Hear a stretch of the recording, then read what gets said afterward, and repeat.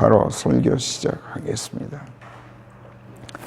지금까지 35절에 걸친 시편 68편을 놓고 4번에 걸쳐 설교를 했습니다만, 이 시편에서 성령께서 집중 조명하시는 주제들을 살펴보느라고 몇몇 난해한 구절들을 강해할 기회가 없었습니다.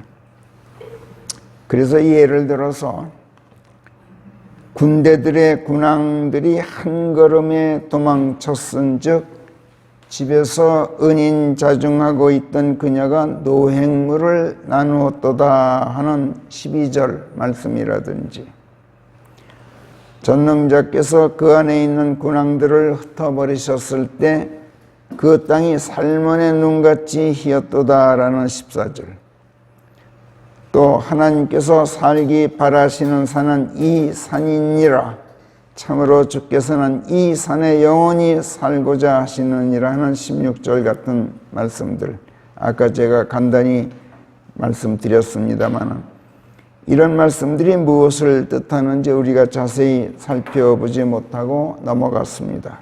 그래서 오늘은 성경을 탐색하면서 이런 구절들을 살펴보는 강의 설교로 허락된 시간을 사용하고자 합니다.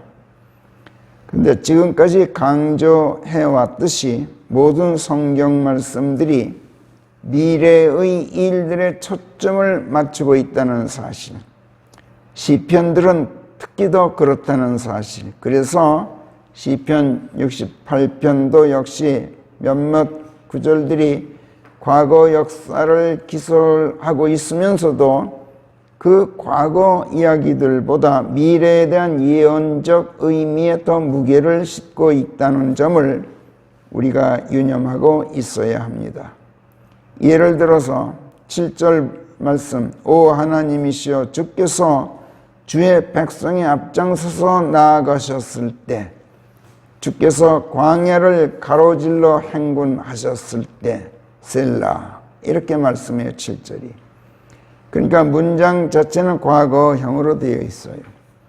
하나님께서 앞장서서 이스라엘 민족을 이끌고 광야를 통과하셨던 것은 두말할 것도 없이 지금으로부터 약 3,500여 년 전,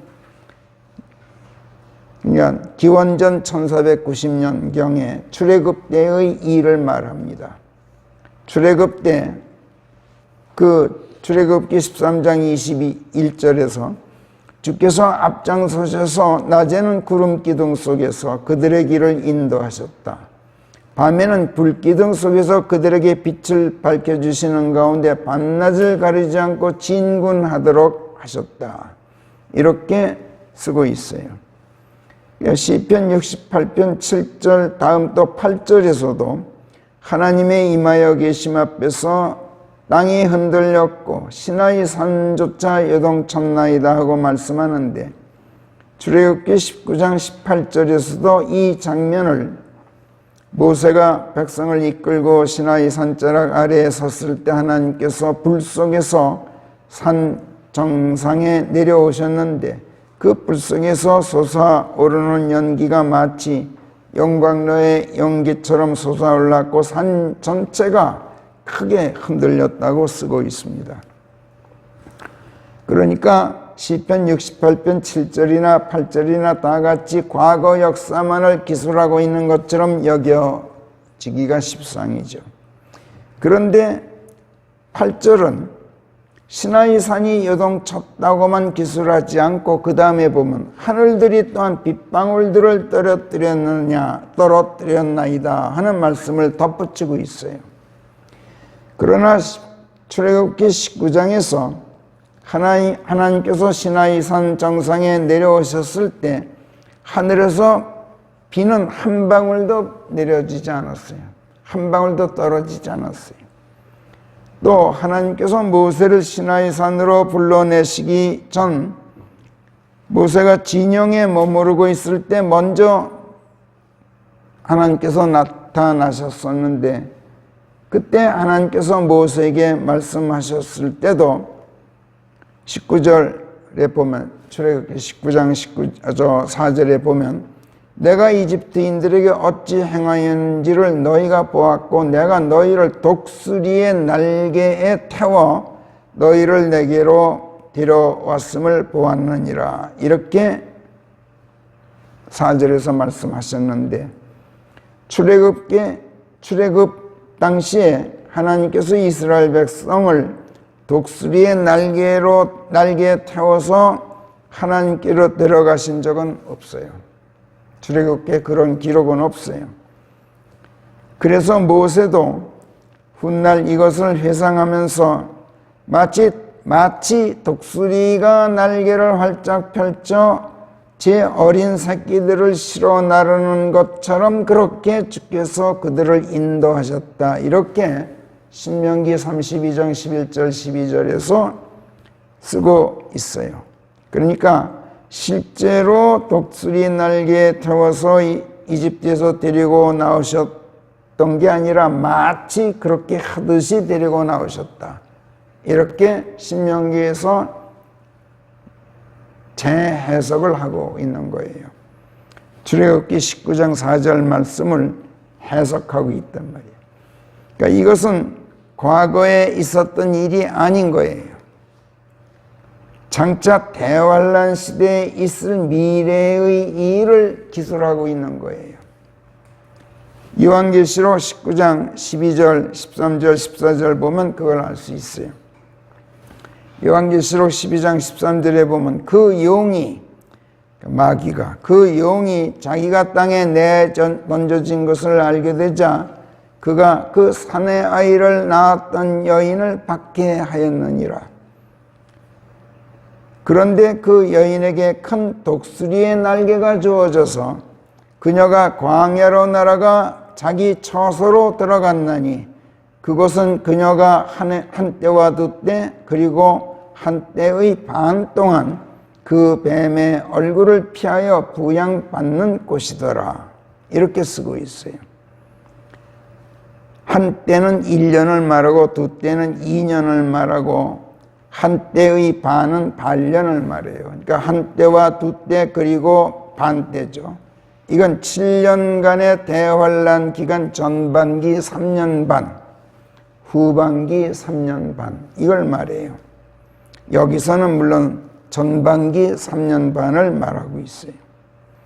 이 기간 중 사탄이 그 사내 아이를 낳았던 여인, 즉 예수님을 낳은 이스라엘 백성을 박해하게 될 텐데, 못 살게 굴 텐데 하나님께서 그들을 독수리 날개에 태워서 광야로 실어다 놓고 그곳에 있는 처소인 험준한 높은 암벽지대에 피신시켜 놓고 그들을 하나님께서 먹여 살리시게 되는 것. 근데 그 암벽지대가 바로 지금의 셀라 지역이에요. 셀라는 원래 지명이에요. 셀라는 소금골짜기라고 이름 붙여진 곳에서 에돔으로 가는 길목에 있는 높은 암벽지대예요. 천연의 요새이자 보루로 쓰였던 지역.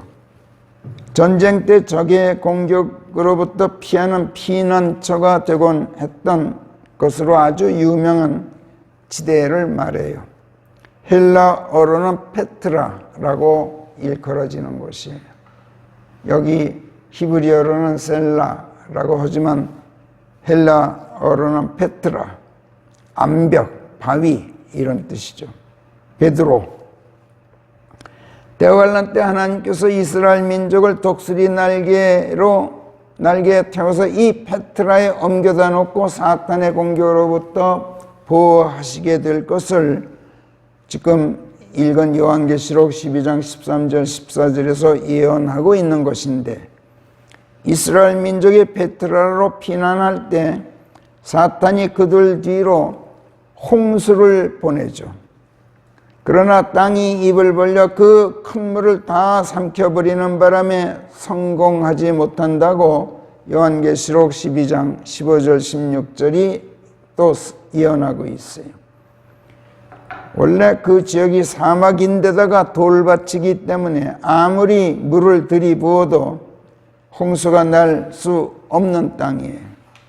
이 페트라를 킹제임스 성경은 바위, 암벽, 바위 절벽 또는 반석, 돌 등을 뜻하는 영어 단어 rock로 쓰고 있어요. 킹제임스 성경은 rock, 바위예요.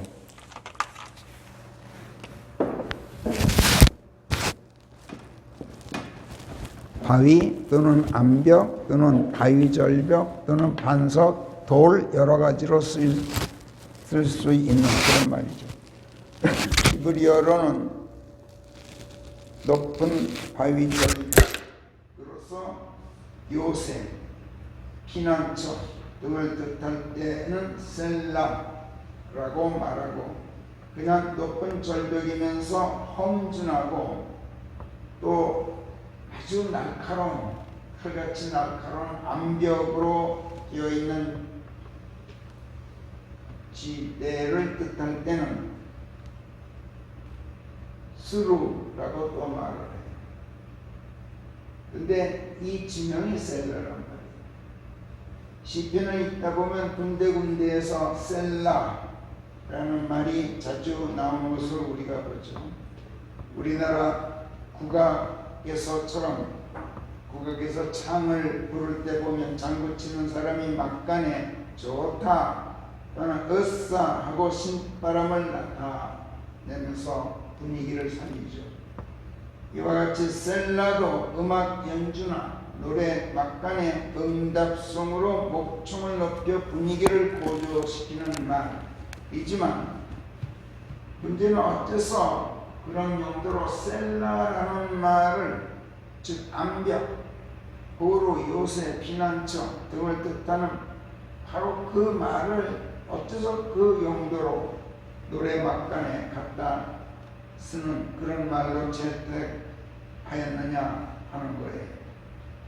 시편 말씀들이 바로 이스라엘 백성이 장차 대환란 때 하나님의 보호를 받게 될 것을 예언하는 말씀들이라는 것을 암시하고 있는 거예요. 아주 밀접한 관계가 있어요. 그래서 노래하면서 또는 시를 읽으면서 듣는 사람의 응답성으로 막간에 우리말로 좋다 하듯이 히브리어로 셀라 하고 말하는 거죠. 여기 시편 68편 7절에서도 오 하나님이시여, 주께서 주의 백성의 앞장서서 나아가셨을 때, 주께서 광야를 가로질러 행군하셨을 때, 이렇게 말씀합니다. 과거예요. 셀라 이렇게 말해요. 7절이 과거의 일만 이야기하는 것이 아니라 사실은 미래를 내다보는 예언적 의미에 더 의미를 싣고 있다는 것을 뜻하고 있는 거예요. 셀라. 사실상 성경 말씀들은 예언의 말씀들이에요. 베드로는 자기를 비롯한 예수님의 제자들이 다 주 예수 그리스도의 권능과 주님의 오심을 알려주었을 때 우리야말로 그분의 존엄을 직접 본 목격자들이었다 라고 쓰고 있죠. 베드로후서 1장 10절. 우리는 그분의 존엄하신 하나님이심을 우리 눈으로 직접 본 목격자들이다. 과거 이야기예요. 그러나 과거를 보고 미래를 예고했다는 거예요. 그분의 오심을 알려주었다. 미래죠. 그분의 존엄을 본 건 과거인데 그 과거를 보고 미래를 우리가 내다보았다. 이렇게 말하고 있는 거예요. 성경이 바로 그런 책이라는 거예요. 그리고 과거 사실들을 통해서 미래를 이야기하는 성경을 뒤에서 확실한 예언의 말씀 이렇게 말하고 있어요. 과거 사실을 보고 미래를 이야기한다고 해서 성경에 어떤 예언이 사사로운 해석에서 나온 것은 하나도 없다. 과거 사실을 사람이 보고 사사롭게 해석해서 미래를 이야기한 것이 아니다. 성경의 예언은 다 옛시대의 사람의 뜻에서 나온 것이 아니라 성령께서 하나님의 거룩한 사람들을 감동시켜 주셔서 감동된 바대로, 즉 하나님께서 넣어주시는 그 생각대로 기록한 하나님의 말씀들이다. 이렇게 강조하고 있습니다. 베드로후서 2장에 보면 20절 21절. 그래서 성경 말씀을 이야기하거나 전하거나 가르치는 것을 성경은 또 다른 말로 예언한다 이렇게 말해요. 그러니까 예언한다는 것은 뭐 점쟁이가 점치면서 무슨 미래를 주저주저 짓거리는 이런 걸 얘기하는 게 아니에요. 성경에서 예언하라, 예언을 하도록 해라, 이 말은 성경 말씀을 전파하라, 성경 말씀을 이야기하라, 그것을 가르쳐라, 이런 뜻이에요. 로마서 12장 6절이나 고린도전서 14장 39절이나 또 요한계시록 10장 11절 또는 11장 3절들이 다 그런 말씀입니다. 그러니까 시편 68편 7절 8절도 예언의 말씀입니다. 그래서 가령 이 시편 68편의 7절 8절 말씀과 또 요한계시록 12장 13절 14절을 서로 연결해서 두 부분을 합쳐서 읽으면 이렇게 돼요. 잘 들어보세요. 제가 읽을 때 그 영, 즉 사탄이 자기가 땅에 내던져졌다는 것을 알게 되었다. 그러자 그가 예수를 낳은 이스라엘 민족을 받게 하였는데 그 한 예로 그 뱀이 이스라엘 백성을 홍수로 휩쓸어 버리려고 홍수와 같은 큰 물을 그의 입에서 뿜어냈다. 그러나 하나님께서 그 백성을 큰 독수리 날개 위에 태우고 앞장서서 광야를 가로질러 행군하시는 가운데 시나이 산이 크게 요동쳤을 때처럼 지진을 일으켜서 광야로 하여금 크게 흔들리도록 하시니 땅이 입을 벌려 마귀가 뿜어내는 모든 큰 물들을 삼켜버렸다. 그리고 하나님께서 그 백성을 페트라의 셀라, 그 높이 솟은 암벽 위 요새 위에 피신시켜 넣으시니 사탄이 아무리 큰 물을 뿜어내도 하늘에서 빗방울 몇 방울 뚝뚝 떨어지는 정도와 같은 것에 불과했다.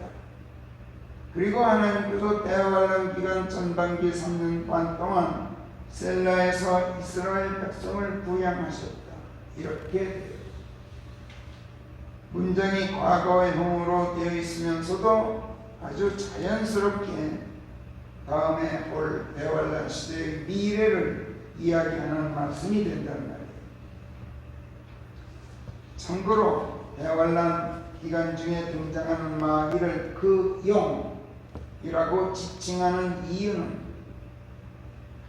지난날 바빌론의 우상신 이름이 벨이었어요. 바벨론 하는 벨. 그게 바로 용을 가르친 용의 이름이었어요. 원래 벨은 바알의 준말이에요. 바알을 줄여서 벨 이렇게 했어요. 예레미야서 50장 2절에 보면 벨이 무로닥이라는 별명으로도 불렸어요. 무로닥은 무슨 뜻이냐면 오만불손하고 뻔뻔하고 대담하다 이런 뜻이에요. 그러니까 벨이라는 이름을 가진 바빌론의 신 용은 아주 뻔뻔하고 오만불손하고 교만하고 대담한 그런 신이었다는 뜻이에요. 바빌론 제국의 칼데아인들은 바로 그 오만불손하고 뻔뻔하고 담력이 큰 큰 용을 신으로 섬겼는데 그 이름이 바알을 죽인 말벨이었던 거예요. 그러나 그 용도 어떻게 됩니까? 장차 붙잡혀서 바닥 없는 구덩이에 던져지고 종래는 영원토록 유황이 불타는 불못에 던져지도록 예언되어 있죠. 요한계시록에서. 이에 대해서 예레미야서 50장 1절 2절은 이렇게 쓰고 있어요. 바빌론에 대적하여 칼데아인들의 땅에 대적하여 주께서 선지자 예레미야에게 이르신 말씀이라. 너희는 깃발을 올리고 민족들 가운데서 선포하고 공표하라. 감추지 말고 공표하여 말하기를 바빌론이 붙잡혀 벨이 쩔쩔매고 있나니 무로닥이 산산조각 났도다. 그녀의 형상들이 산산조각 났는지라 그녀의 우상들이 어쩔 줄을 모르고 있도다. 이렇게 쓰고 있어요. 그녀라고 말해요. 이게 창세기에서 바빌론을 큰 창녀들의 어미라고 말하는 것과 연결돼요. 여성화시키고 있단 말이에요. 그녀라고 표현해요. 원래 바알은 남신이에요. 남자신. 그리고 거기에 대칭되는 여신 이름이 아스토렛이라는 신입니다. 이에 대해서는 다음 시간에 우리가 공부하게 되는데, 아스토렛이라는 여신, 바알이라는 남신이 있는데, 이 남신도 요한계시록에서는 그녀, 창녀들의 어미 이렇게 되어 있어요. 음탕한 여자, 음행하는 여자, 종교의 비수를 말한다. 예레미야서 51장에 보면 35절부터 또 이렇게 쓰고 있어요. 제가 읽을게요. 시온의 거민이 말하기를 내게 자행되고 내 살에 자행된 폭력이 바빌론 위에 있을지어다 할 것이요. 예루살렘이 말하기를 내 피가 칼데아의 거민들 위에 있을지어다 하리라. 그러니까 바빌론이 보복당하게 된다는 거죠. 주가 이같이 말하노니 보라, 내가 재판하여 네 소청을 옹호하고 네 원수를 갚으리라. 그런즉 바빌론은 거름더미가 될 것이요 거민 없는 용들의 거처가 되어서 경악거리가 되고 조롱거리가 되리라. 44절로 뛰어서 나는 또 바빌론에서 배를 벌하겠나니 그가 삼킨 것을 그의 입에서 꺼내리라. 그래야 민족들이 더는 그에게로 함께 몰려가지 않게 되리니 바빌론의 성벽은 정령 무너지게 되리라. 이렇게 쓰고 있어요. 예언하고 있어요. 바빌론이라고 지칭되는 거대한 종교 집단의 멸망을 이야기하고 있는 것이고, 여기서 그 종교 집단의 신자들을 민족들이라고 말하고 있어요. 민족들. 이 민족들이 요한계시록에 보면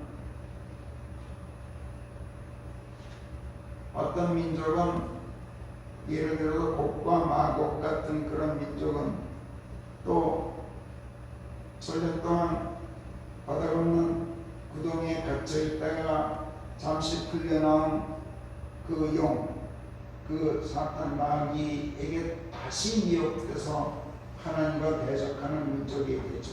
그러니까 민족이에요.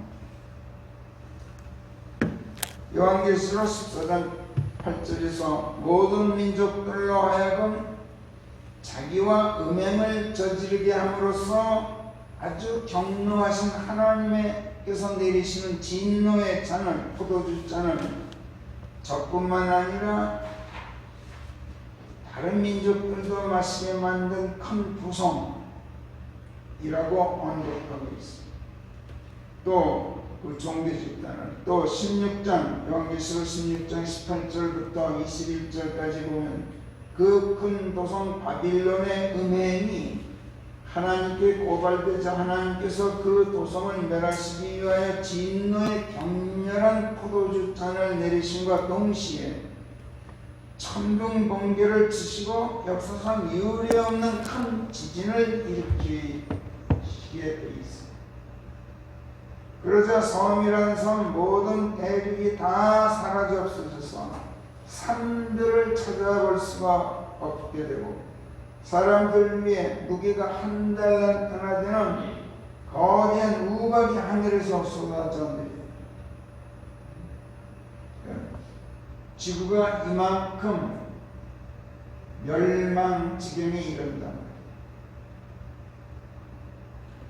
또 17장에서는 땅에 쏟아부을 대재앙이 담긴 7 보리병을 가진 7 천사들 중 사도 요한과 이야기를 나누고 있던 한 천사가 그 큰 도성 바빌론을 가리켜서 뭐라는 많은 물들 위에 앉아있는 큰 창녀 이렇게 지칭하고 있습니다.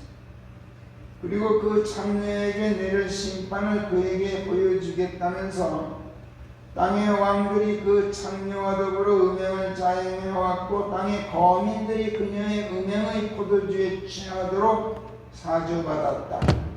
이렇게 심판의 이유를 설명해 준 다음에 사도 요한을 요한에서 광야로 데리고 와서 그 창녀를 보여주는 장면이 나옵니다. 요한이 보니 모독의 이름들로 가득 차 있는 7머리의 10뿔이 달린 한 여인이었다. 그녀의 이마에 신비, 대바빌론, 창녀들과 땅의 혐오스러운 자들의 어미라는 이름이 쓰여 있었고 성도들의 피와 예수님의 순교자들의 피에 취해 있었다. 이렇게 쓰고 있어요. 그리고 18장에 가면 강력한 권세를 가진 다른 한 천사가 하늘에서 내려와 무너졌도다. 대바빌론이 무너졌도다. 마귀들의 거처가 되었고 못된 영이란 영 모두의 술불이 되었으며 더럽고 혐오스러운 새라는 새 모두의 새장이 되어있는 대바빌론이 무너졌도다 하고 그 창녀의 멸망을 큰 소리로 선포하고 멸망의 이유를 이는 모든 민족들이 그녀의 음행으로 인한 진노의 포도주를 마셨고 땅의 군왕들이 그녀와 함께 음행을 자행하였으며 땅의 상인들이 그녀의 넘치는 산의 진미들로 인하여 치부하였기 때문이다. 이렇게 설명하고 있습니다. 그리고 내 백성아 그녀에게서 나오라.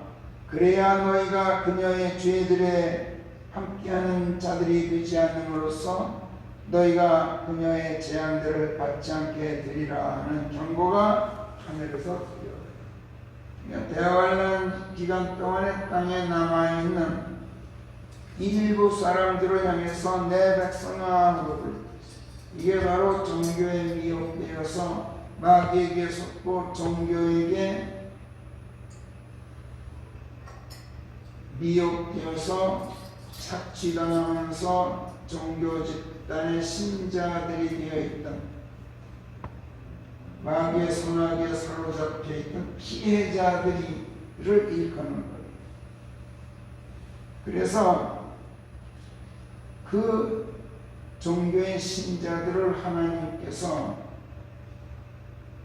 어떻게 해서든 대환란 시대에 다시 당신의 백성으로 순수하게 만들기 위해서 그들에게 줄 선물들을 예수께서 받아두셨다는 거예요. 우리만 선물을 받은 게 아니라 우리는 선물 받고 예수께서 오실 때 하늘에 올라가지만 그분과 함께 지상에 다시 내려올 때 종교 신자들은 기독교라는 이름의 종교를 신봉하던 신자들 그 괴수들은 마귀의 앞잡이들은 체포되어서 불못에 던져질지언정 이 신자들만큼은 속아서 종교를 신봉하고 종교 교리에 미혹된 것이지 마음만큼은 하나님을 섬긴다고 소금이 기만 속에서 자기네들 마음속으로 하나님을 섬긴다고 생각했단 말이에요. 그러니까 하나님께서는 이들을 피해자로 보시고 당신의 백성으로 보시고 그들을 구원하시겠다. 이 사실을 이 시편 68편에서 처음 밝혀줘요. 내가 살기 바라는 산은 바로 이 산이다. 반항하는 자들에게까지 또 줄 선물들을 주께서 받아두셨다. 이 말씀은 시편 68편에서만 나오는 말씀입니다. 아주 놀라운 사실이에요. 그런데 이게 무슨 말씀인지 아는 사람이 하나도 없더라고요.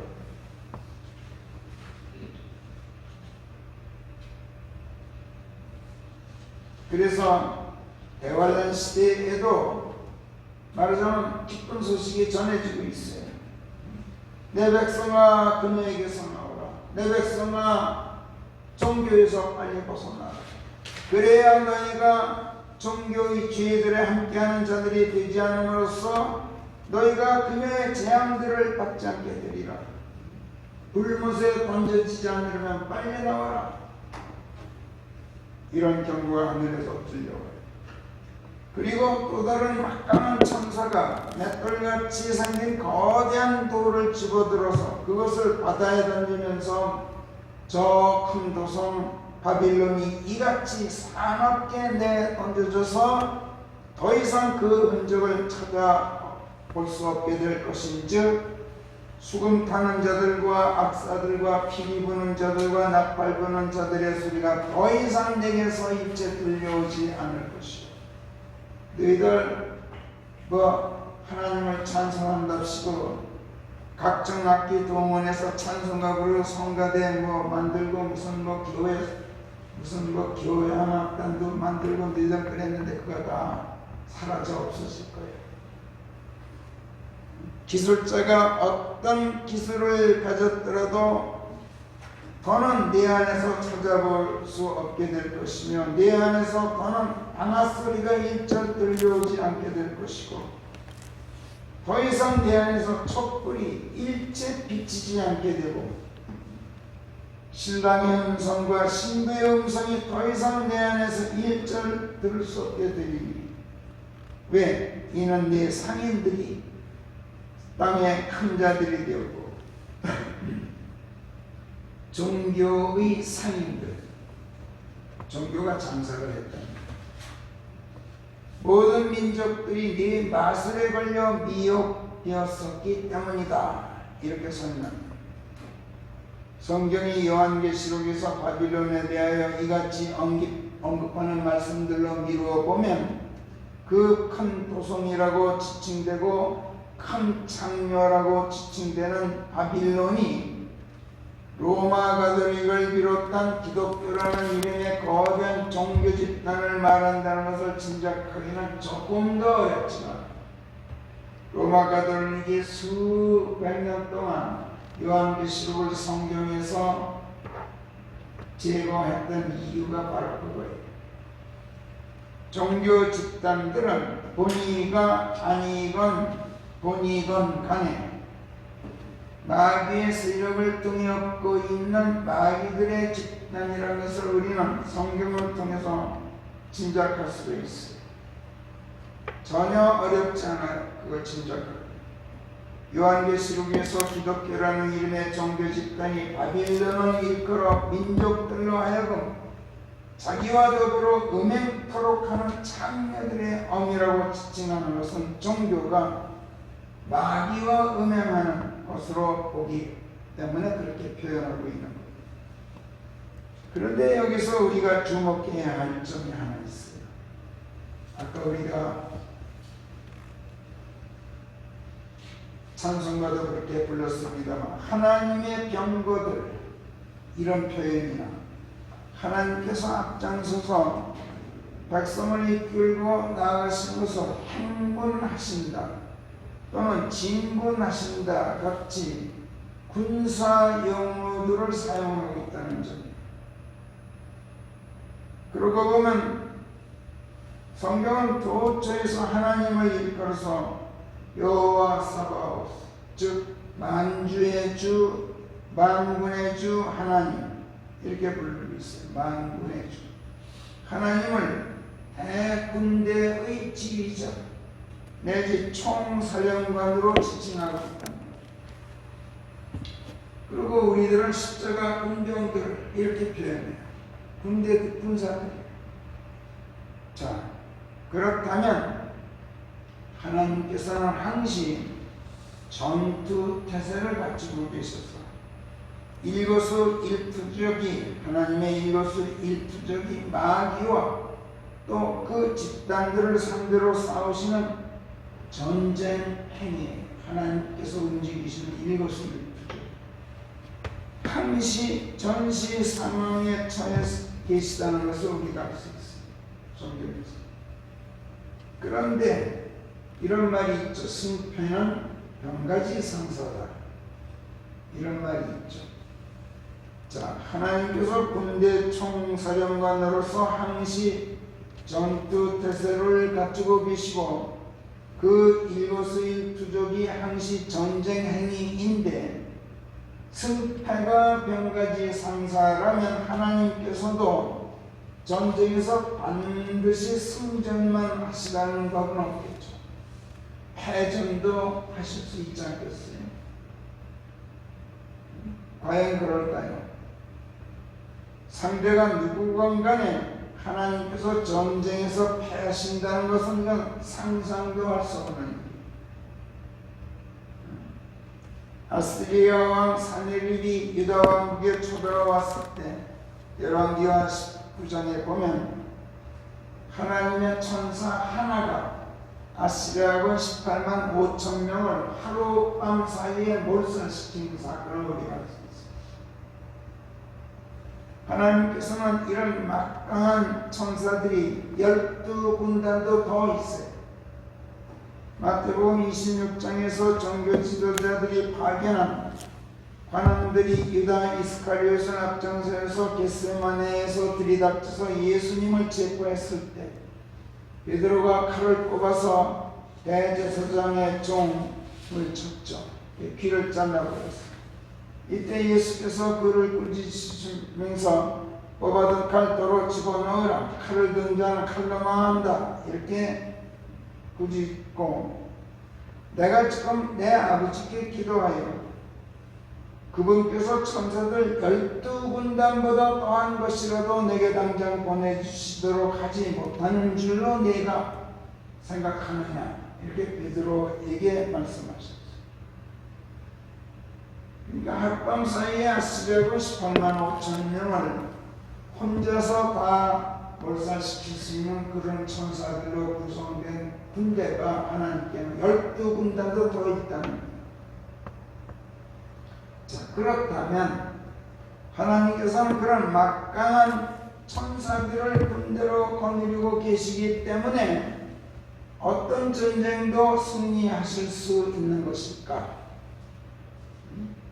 바꿔 말해서 하나님의 힘이 막강한 군사력에서 나오는 것일까? 이걸 한번 생각해 봐요. 통상적으로 세상에서 우리가 전쟁의 승패를 가르는 것이 무엇이라고 여러분들은 생각하십니까? 대개들 첨단 무기들이나 핵폭탄 같은 무서운 무기들을 보유하고 잘 훈련된 강력한 군사력을 갖고 있느냐 여부로 승패가 갈린다고 생각하죠. 그런데 사실은 그렇지가 않아요. 아무리 강력한 군대와 무기들을 가지고 있어도 지혜로운 전략, 기민한 전술이 뒤따르지 않으면 승리할 수 없다는 것은 상식이에요. 전쟁에서. 그렇다면 무엇이 그런 지혜로운 전략이고 어떻게 하는 것이 기민한 전술인가? 동서고금을 망망하고 전쟁의 승패를 가리는 것은, 이기고 지는 걸 가리는 것은 여러분 뭔지 아세요? 속임수예요. 속임수. 누가 적을 잘 속이느냐 하는 것, 이게 전략이에요.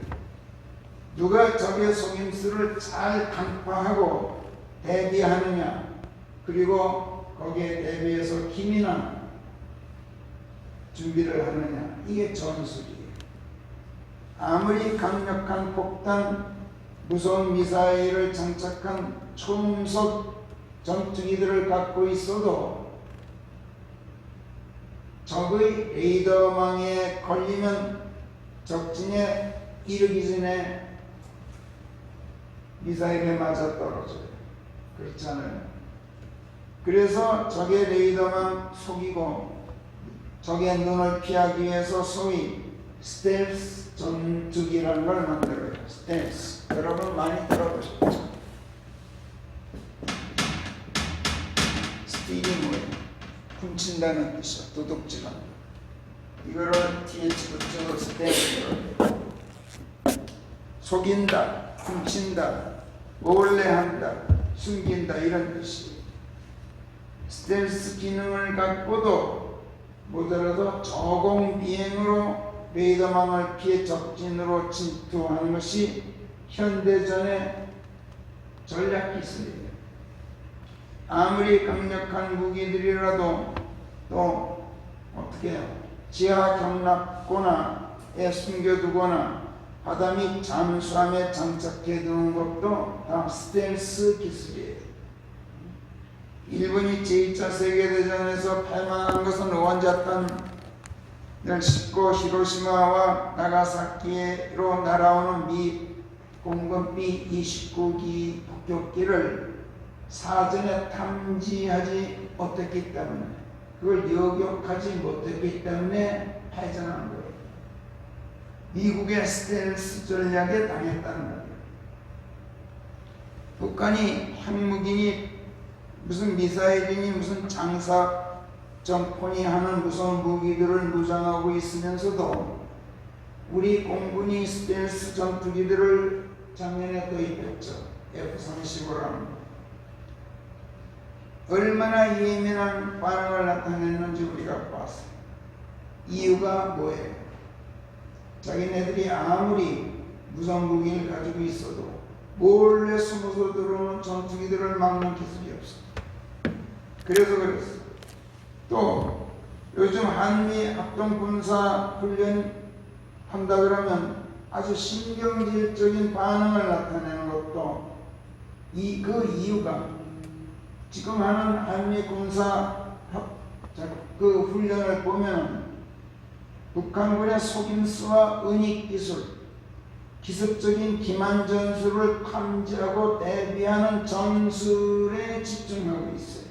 이쪽 훈련은 무슨 전투 훈련이 아니라 적의 그 기만 전술을 사전에 탐지하는 전략 기술, 전술에 더 집중하고 있다. 그러니까 수백, 수천, 백배 상대도 안 되게 강력한 화력을 가지고 있던 미군이 베트남전에서 왜 패망했습니까? 베트콩에게 패망했죠. 베트콩의 속임수에 밀려서 패전했어요.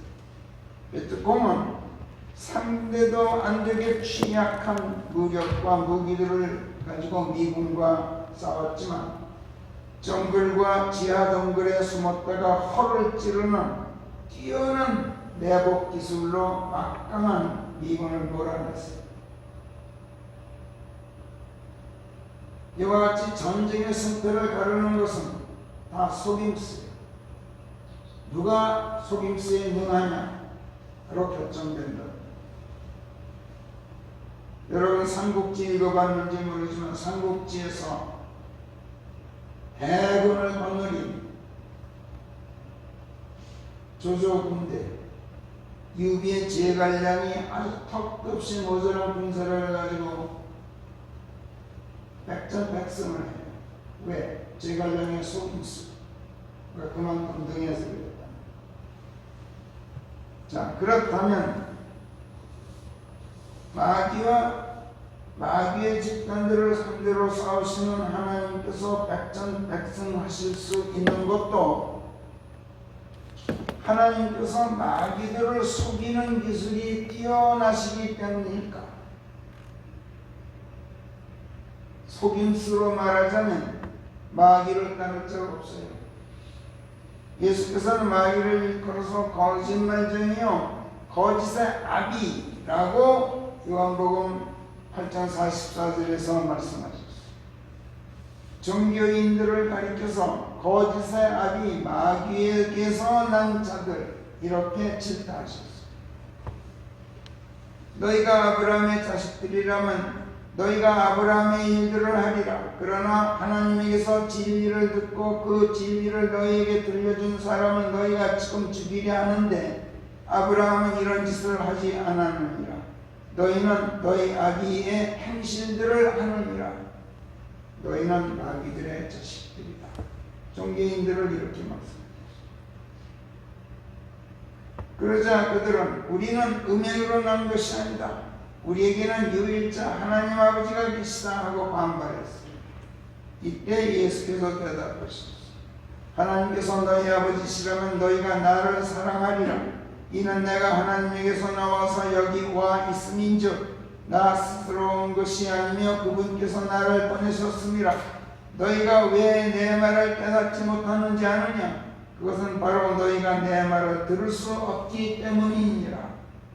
너희는 너희 아비 마귀에게서 났기에 너희 아비의 정욕들을 행하게 마련이니라. 그는 처음부터 살인자였고 진리 안에 머물러 있지 않았으며 그래서 그의 안에는 진리가 없느니라. 그가 거짓말을 짓거릴 때 그는 자기 자신에게서 우러나 짓거리느니라. 그래서 그가 거짓말쟁이요 거짓의 아비라는 것이다. 이렇게 마귀의 실체를 설명하셨습니다. 마귀가 거짓의 아비이고 종교인들이 마귀에게서 난 자들이면 그들은 속임수와 기만술의 대가들이 그렇죠. 속임수라면 당할 자가 없어. 그러니까 그들을 상대로 싸우시는 하나님께서 그들을 어떻게 이기실 수 있는가? 하나님께서도 백전백배 하실 수밖에 없잖아요. 하나님은 거짓말을 못합니다. 그런데 결과는 정반대예요. 사탄이나 하나님을 대적했던 그 누구도 그 원수들도 그 어떤 원수들도 하나님께서 뒤에서 밀어주는 하나님의 사람들이나 민족에게 대들었다가 승리했던 적은 한 번도 없습니다. 제 아무리 능한 속임수를 쓰고 기만전술을 써도 그 거짓이 그들의 그 기만전술이 하나님과 하나님의 사람들을 이긴 적이 없다는 유대인 종교 지도자들이 권력과 손잡고 예수 그리스도를 잡아들였지만 그리고 로마 제국의 총독에게 넘겨서 십자가에 달아 살해하는 데 성공했지만 그런 듯 했지만 어떻게 됐어요? 단 3일 만에 예수님의 부활로 결국은 참패당하는 것 같습니다. 세상 종교와 권력의 배후세력이었던 사악한 옛 뱀인 용, 그 사탄도 십자가에서 흘려진 예수 그리스도의 피에 패배함으로써 마귀가 시도하는 모든 일들, 모든 관계들이 좌절되고 타도당한 끝에 결국에는 체포되어서 더 이상 민족들을 미혹하지 못하도록 바닥없는 구덩이에 던져져서 단단히 봉인된 가운데 1000년 동안 같이 있게 된다고 성경은 말합니다. 그리고 1000년이 다 차고 나면 잠시 풀려나는데 바로 이때가 지상에 남아있는 민족들에게 마지막 갈림길이면서 또 마지막 기회입니다. 바닥없는 구덩이에 1000년 동안 갇혔다가 다시 풀려난 마귀에게 또 미혹되어서 그 마귀와 함께 한패가 되느냐, 아니면 마귀의 미혹과 속임수에 단호하게 저항하고 하나님 편에 서느냐 하는 갈림길에 남아있는 민족들이 서게 됩니다. 이 갈림길에서 하나님 편에 선다면 구원받고 새롭게 될 수 있는 마지막 길인 그런 마지막 기회가 되기도 해요. 이때 불행히도 아까 말씀드렸듯이 곡과 마곡이라는 민족이 마귀에게 또 미혹되어서 마귀 편에서 예수님을 대적해서 싸우려는 전쟁의 가담에서 성도들의 진영을 에워싸게 되는데, 이때 하늘에서 하나님께로부터 불이 떨어져서 그들을 삼켜버려 결국에는 마귀와 함께 이왕이 불타는 불못에 영원히 던져지고 말죠. 요한계시록 19장에 나오는 예언의 말씀입니다. 17절, 18절, 19절 거기 20절까지 나와 있으니까 집에서 한번 읽어보세요. 마귀와 그를 따르는 자들을 진멸하려는 바로 이 목적으로 예수께서 세상에 나타내 주셨다고 성경은 선포해요. 요한일서 3장 7절부터 보면 어린 자녀들아 어떤 사람도 너희를 속이지 못하도록 할지니 의를 행하는 자가 그분께서 의로우신 것 같이 똑같이 의로우니라. 죄를 범하는 자는 마귀에게서 났나니 죄는 처음부터 마귀가 지음이라. 하나님의 아들께서 마귀의 일들을 멸하시려는 이 목적으로 나타내어 지셨느니라. 이게 요한일서 3장 8절입니다.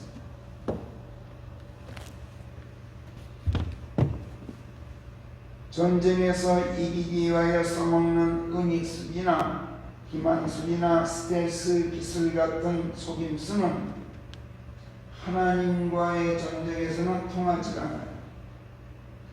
속임수와 거짓은 세상 인간들의 전쟁에서나 통하는 전쟁이 있습니다.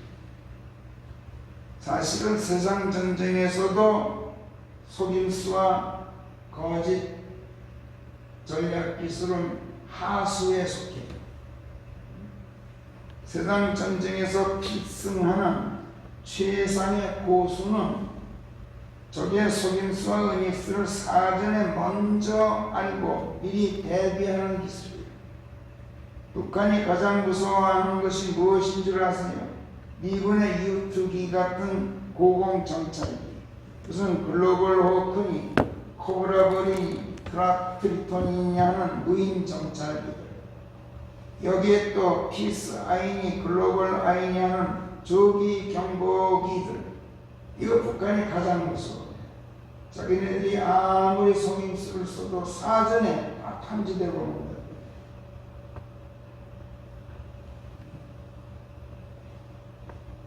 이런 무기들로 정보를 수집해서 적의 동태를 먼저 알고 미리 대비하는 미군의 뛰어난 전략 전술 앞에서 김정은은 핵무기니 무슨 SLBM이니 총속 순항미사일이니 장사정권이 하는 가공하는 만한 무기들을 만들어 놓고 또 겸허하게 숨겨놓고도 다리 뻗고 잠을 못 자요.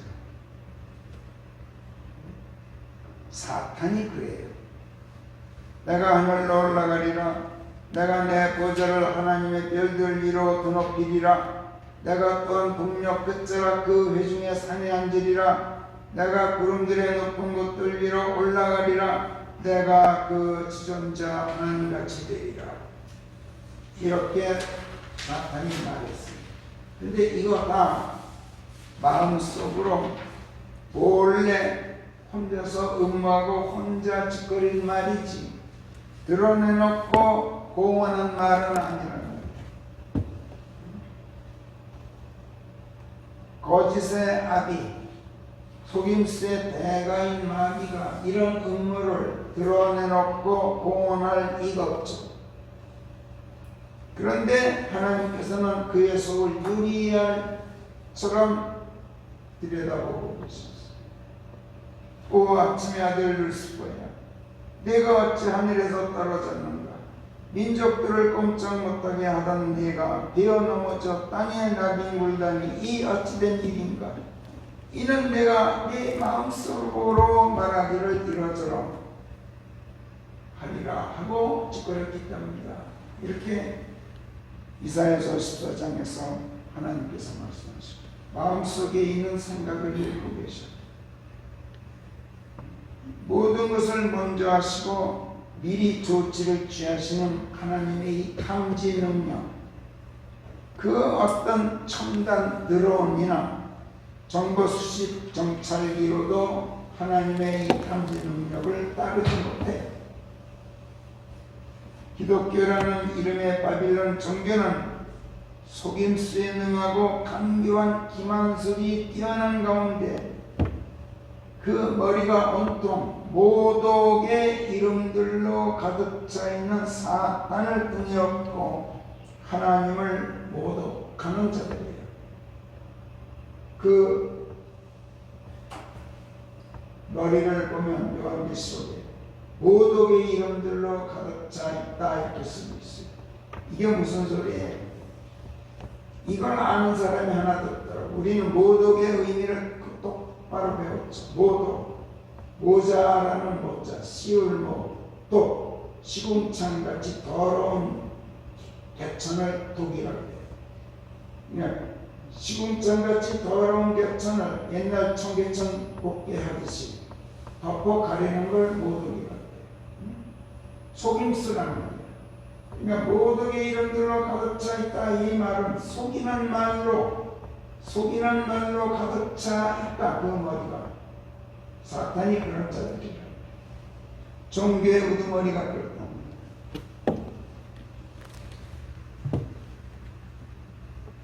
이 종교 집단은 절대로 하나님을 모욕하지 않아요. 모욕하는 게 아니라 모독을 해요. 바빌론 종교는 하나님을 모욕하는 게 아니라 모독하는 집단이에요. 아주 매끄럽고 대단히 경건한 말로 그 시커먼 시궁창같이 더러운 속을 덮어 가리고 있다는, 이게 기독교라는 이름의 종교예요. 그러나 아무리 그렇게 해도 하나님을 섬기지는 못해요. 종교 집단이건 정치 권력 집단이건 무슨 군사 독재 집단이건 돈을 주무르는 거대한 세계 금융 세력들은 모두가 이 세상 신인 마귀를 따르는 아주 사악한 추종 세력들이에요. 그래서 그들은 온갖 거짓으로 사람을 속이는 기술이 마귀만큼 능란해요. 그러나 하나님을 속이십니다. 그래서 그런 세력 집단들은 어때요? 늘 불안해요. 도무지 하나님을 속일 수가 없어서 다리를 뻗고 자십니다. 막강한 권력과 부로 세상 영화 누리면서 잘 사는 것 같지만 사실은 세상에서 가장 불안에 떠는 자들이 이런 자들. 하루도 편안히 다리 뻗고 자지 못하는 자들. 하나님을 속이지 못하니 하나님과의 전쟁에서 이길 도리가 없어. 성경에서 용이라고도 일컬어지고 옛뱀이라고도 일컬어지고 짐승이라고도 일컬어지는 마귀, 또 그를 등에 업고 있는 땅의 모든 세력 집단들은 결국에는 하나님과의 전쟁에서 패망한다, 멸망당한다, 종말을 맞게 된다, 불못에 던져진다 하고 성경이 분명하게 예고하고 있어요. 그러니 어떻게 하루라도 마음 편할 수가 있겠어요? 이 사람들이 이거 다 알고 있어요. 하나님께서 그들을 패망시킨 다음 만찬을 벌이셔요. 요한계시록. 이때 하나님의 천사가 큰 소리로 외치면서 모든 새들을 그 만찬에 초청하는데, 그 만찬의 식탁 위에 차려질 산의 진미가 뭔지 아세요? 이런 세력 집단, 종교 집단, 괴수들의 살, 고기, 그게 하나님의 만찬 위에 차려진 음식이다. 오라 위대하신 하나님의 만찬에 너희 모두 모여라. 그리하여 너희가 군왕들의 살을 먹고 장수들의 살을 먹으며 세도가들의 살과 말들의 살 그리고 그 위에 앉아있는 모든 자들의 살을 먹으라. 자, 이렇게 자기네가 결국에는 이런 처지가 될 운명인데 어떻게 마음이 편할 수가 있겠어? 그래서 마귀를 등에 업고 있는 세력은 아무리 권력과 돈더미에 앉아 있어도 도무지 자유하지가 못해. 애당초 마귀로부터 자유하지가 못했고, 죄로부터 자유하지 못했고, 권력과 재물로부터 자유하지 못했는데 여기에 더해서 심판으로부터 자유하지 못하고, 죽음으로부터 자유하지 못하고, 바다없는 구덩이 불못으로부터도 자유하지 못하니, 또 불안에서 불안으로부터도 자유하지 못한 자들이 그들이라. 아무리 하나님을 섬긴다고 자처하는 종교 집단 사람들도 마귀에게 속아서 속임수와 거짓과 헛됨을 붙잡고 있으면 누구나 다 이렇게 자유하지가 못해요. 그래서 예수께서 그런 종교인들을 향해서 요한복음 8장 32절에서 그런즉 너희는 진리를 알지니 진리가 너희를 자유하게 하리라 이렇게 선포하셨어요. 종교인들에게 선포하셨어요. 거짓과 기만과 강교한 속임수와 사기수를 붙잡고 있지 말라. 진리를 알라. 진리를 붙잡고 있으라. 거짓됨이 아닌 참담, 속임수가 아닌 진실, 헛됨이 아닌 실제, 허상이 아닌 실체, 허수아비 우상이 아닌 하나님, 죽음이 아닌 생명을 붙잡고 있으라.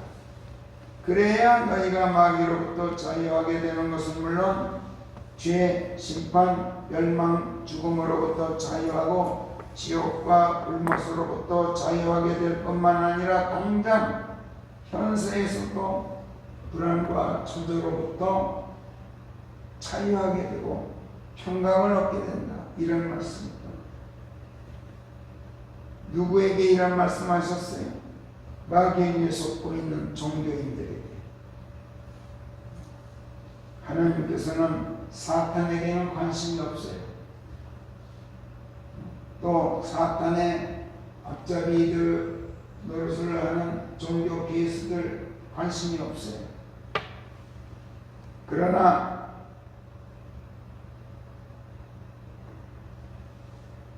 그들에게 속고 있는 신자들에게는 하나님께서 가슴 아파하셔요. 종교인들에게는 관심이 크시단 말이에요. 왜? 마귀에게 미혹되고 그들 스스로에게 속고 있기는 하지만 그러나 하나님을 섬기고 있다고 생각하기 때문에 자기네들 나름대로 하나님의 눈에는 하나님을 섬기는 게 결코 아니지만 그들의 생각에는 하나님을 섬기는 것이라고 자청하는 사람들. 이런 점에서 종교 집단의 괴수들은 몰라도 최소한 그 신자들만은 마귀에게 기만당하고 착취당하는 마귀의 희생자들이고 종교의 피해자들. 그들이 어리석고 무지해서 비록 마귀에게 속고 있음을 자각하고 있지는 못하지만 그들 자신은 하나님을 섬긴다고 생각하는 하나님의 백성이에요. 그래서 하나님께서는 그들에게 연민을 가지시고 그들만은 마귀의 손에서 자유하게 되기를 바라시는 거예요.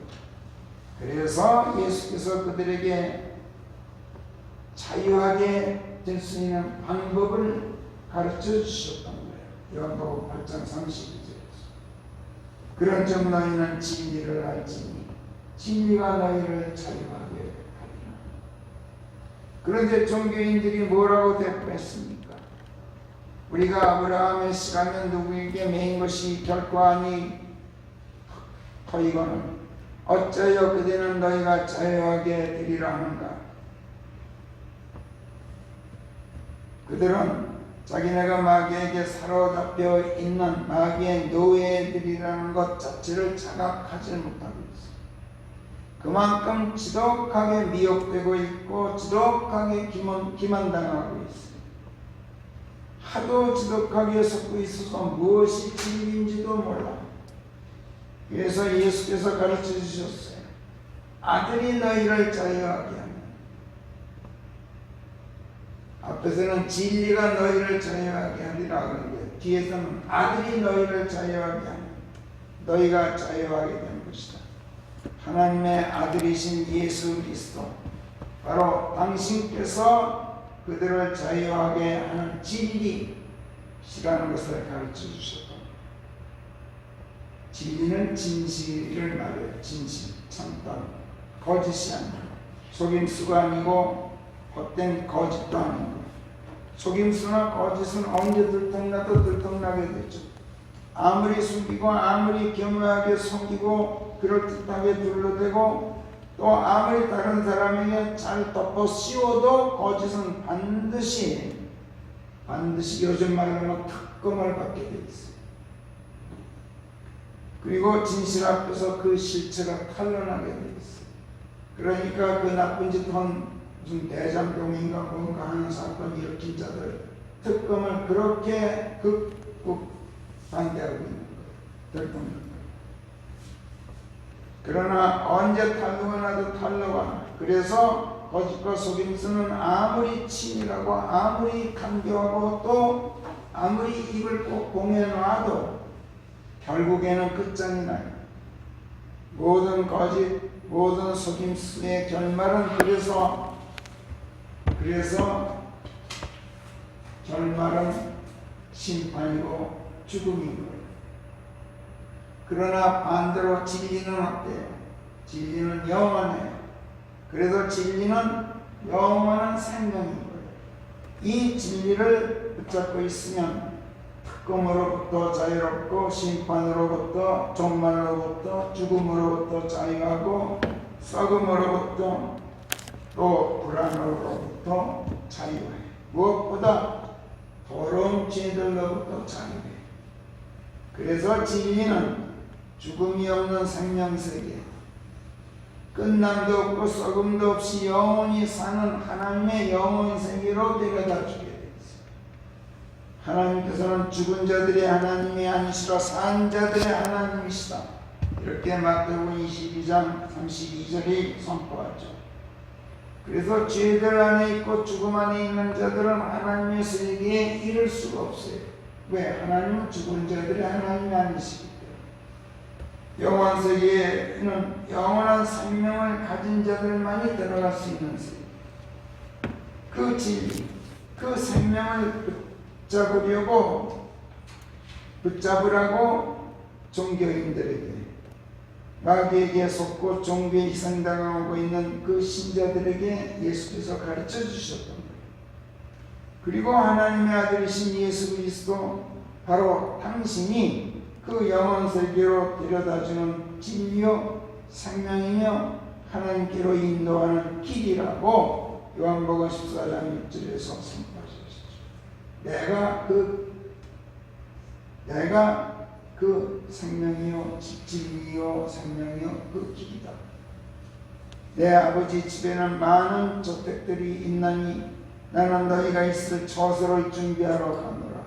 내가 가서 너희가 있을 처소를 준비하면 내가 다시 올 것이요 너희를 내게 맞아들여 내가 있는 곳에 너희 또한 있게 하리라. 내가 어디로 가는지 너희가 알고 있고 또 그 길을 너희가 알고 있느니라. 그러자 도마가 주여 주께서 어디로 가시는지 저희는 알지 못하나이다. 저희가 어찌 그 길을 알겠나이까.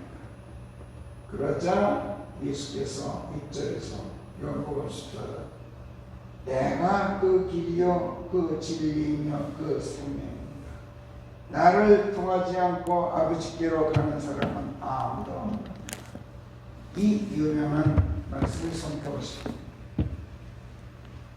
근데 종교인들이 이 말씀을 알아듣지 못해요. 알아듣기는 하는 자신들을 자유하게 해주는 방도를 가르쳐주는 바로 그 진리이신 예수님을 전해 죽이려고 시도했어요. 어째서 종교인들은 이렇게 꽉 막혀 있는 것일까? 예수께서 그 이유를 밝히셨죠. 너희가 아브라함의 씨라는 것은 나도 아느니라. 그러나 너희 안에 내 말씀이 있을 자리가 없으므로 너희가 나를 죽이려 하느니라.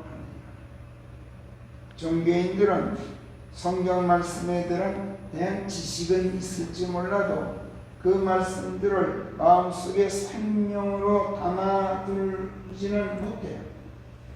그들 안에는 하나님의 말씀들, 즉 진리요 생명이신 하나님의 영께서 들어가 거하신 자리가 없어요. 그래서 하나님께서는 그들을 멸하실 수밖에 없어요. 그러나 그렇다고 해서 종교를 멸하시고 끝내시는 것으로 하나님께서 세우고 계신 목적이 이루어지는 것은 아닙니다. 하나님께서 종교를 멸하시는 것은 마귀에게 속아서 종교에 몸담게 된 자들을 어떻게 해서든지 한 사람이라도 더 구원해내셔서 하나님의 영원 세계로 불러들이시려는 것, 여기에 그 궁극적인 목적이 있어요. 또 마귀들이 점령하고 있던 자리, 더 놀라운 사실, 마귀들에게 점령되고 있는 그 자리, 마귀들의 종교적 교리와 그들의 교리들을 돈 받고 팔아먹는 상업행위와 금융업으로 더럽혀질 대로 더럽혀진 그 자리를 깨끗이 청소하신 다음에 하나님 당신께서 그 자리에 들어가 사시려는데 그 목적이 있어요. 아까 하나님께서 살고자 하시는 산은 이 산입니다. 참으로 하나님께서는 그 산에 영원토록 살고자 하시는다. 이렇게 말씀하시죠. 예수께서 성도들과 함께 지상 재림하실 때 하나님께서 이 목적을 실현하시게 돼요. 이것을 시편 68편에서 다음과 같이 14절에서 18절까지 우리가 아까 읽었듯이 그걸 아주 선명하게 밝히고 계십니다.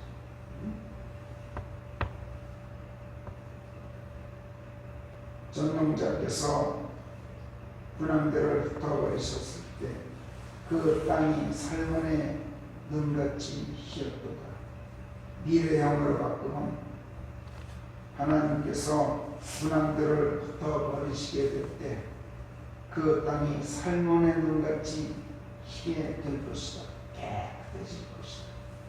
하나님의 산은 바산의 산과 같나니 바산의 산과 같이 높은 산이로다. 너희들 높은 산들아 어찌하여 너희가 날뛰느냐. 하나님께서 살기 바라시는 산은 이 산이니라. 참으로 주께서는 이 산에 영원히 살고자 하십니다.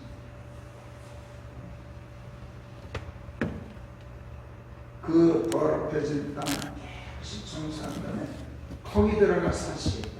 영원토록. 하나님 바산의 산이 하나님의 영원한 거처가 되려면 바산의 최고봉 살몬산의 눈처럼 깨끗하게 되어야 해요. 그 거처들 깨끗하게 하시려고 하나님께서는 그곳에서 날뛰는 모든 높은 산들, 모든 마귀의 세력들을 멸하실 거예요.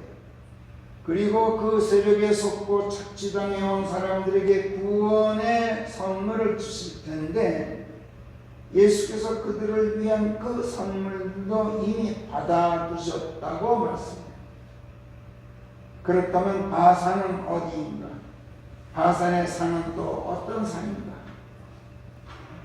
오늘은 시간이 많이 지났기 때문에 다음 주에 계속 여기에 대해서 성령의 조명을 받아보기로 하고 오늘은 이것으로 설교를 마무리하겠습니다.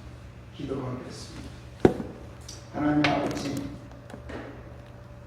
십자가에 달려 죽으시고 죽은 자들로부터 다시 일으켜지심으로 십자가에서 흘리신 그 고귀한 피로 저희들을 죄들로부터 구속해내시고 죽음으로부터 자유하게 하는 놀라운 구원의 선물을 주신 여기까지가 아버지 하나님의 자비와 은혜의 모든 것인 줄로만 알고 있던 저희들이었습니다.